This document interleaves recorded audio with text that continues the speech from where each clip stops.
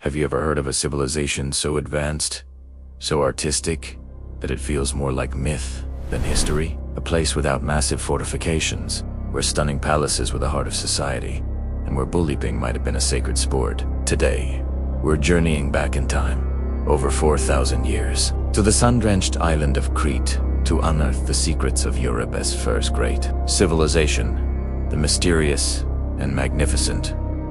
Forget what you think you know about ancient Greece. Before Athens had its Parthenon, before the Spartans forged their warrior state, the Minoans were building a maritime empire from their island home. Their story isn't one of constant warfare, but of trade, art, and a unique connection to the natural world.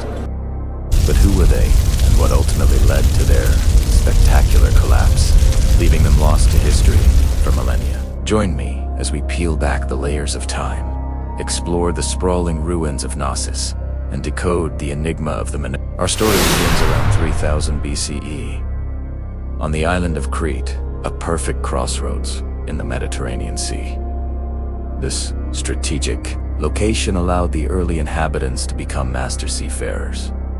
They weren't just fishermen, they were pioneers of international trade. Their ships, laden with timber, vibrant textiles, and exquisite pottery, sailed to Egypt, Dinayar, east and across the Aegean. This trade didn't just bring back wealth, it brought back ideas, technologies, and cultural influences that the Minoans ingeniously adapted into something entirely their own. This thriving economy laid the groundwork for the rise of their most iconic creations, the palaces. When we say palace, don't just picture a king's residence. The Minoan palaces at Knossos, Phaistos, and Malea were something else entirely. They were sprawling, multi-story complexes that served as the administrative, religious, and economic centers of their communities. Imagine a labyrinthine structure with hundreds of rooms, grand staircases, light wells to illuminate the interior, and even sophisticated plumbing and sanitation systems that wouldn't be seen again for thousands of years.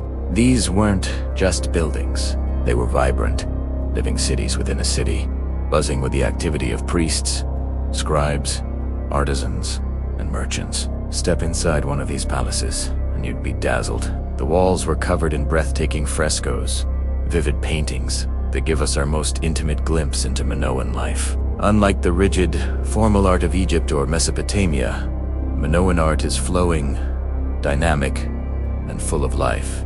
We see elegant figures with pinched waists and elaborate hairstyles, dolphins leaping from turquoise waves, and griffins guarding throne rooms. These images don't depict battles or conquests. Instead, they celebrate nature, festivals, and ceremony. It's a world that seems peaceful, prosperous, and deeply connected to the beauty of the island. One of the most captivating and perplexing aspects of Minoan culture is the famous bull-leaping fresco found at Knossos. It depicts 3 figures, 2 women, and 1 man in various stages of vaulting over a charging bull. Is this an acrobatic sport? A religious ritual? A rite of passage? The truth is, we don't know for sure, but the bull was clearly a powerful symbol for the Minoans, appearing everywhere in their art and religion. This leads us to the legendary tale of the Minotaur, the half-man, half-bull creature said to have lived in a labyrinth built by King Minoan. While the Minotaur is a myth, the legend likely draws its inspiration from the maze-like palace of Knossos and the Minoans' reverence for the bull. And what about their religion? It was just as unique as their art.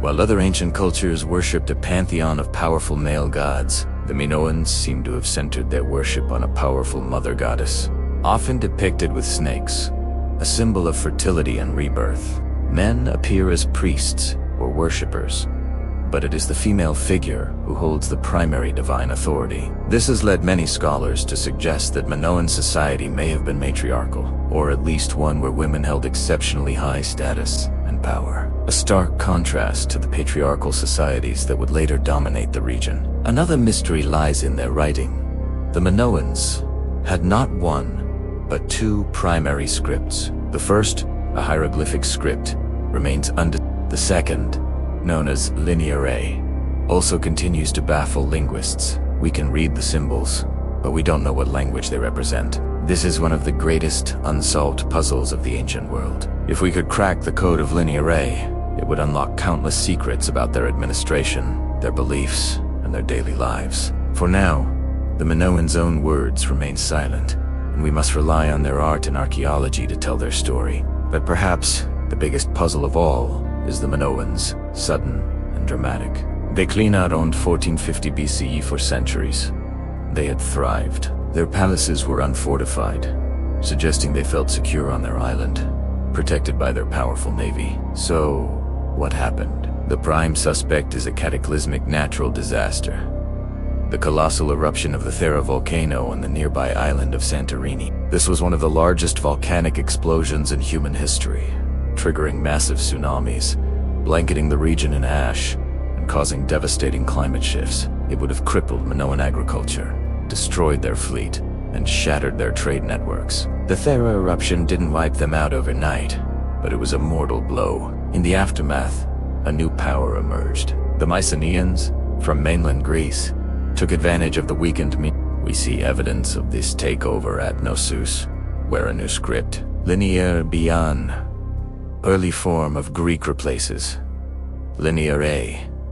The vibrant, nature-loving art style changes, becoming more rigid and militaristic. The era of the peaceful Minoan traders was over, replaced by the age of the Mycenaean warriors. The palaces were eventually abandoned, and the memory of the Minoans faded, swallowed by myth and legend for nearly 3,000 years. It wasn't until the early 20th century that the British archaeologist Sir Arthur Evans began excavating at Knossos. What he uncovered stunned the world. He hadn't just found some ancient ruins. He had rediscovered a lost civilization, one whose sophistication and beauty rivaled that of Egypt and Mesopotamia. Evans' work, though sometimes controversial in its reconstructions, literally brought the Minoan world back to light. So, the Minoan civilization stands as a beautiful, fleeting chapter in human history. A society that valued art over war, nature over conquest, and perhaps goddesses over gods. Their story is a powerful reminder that history is not a single,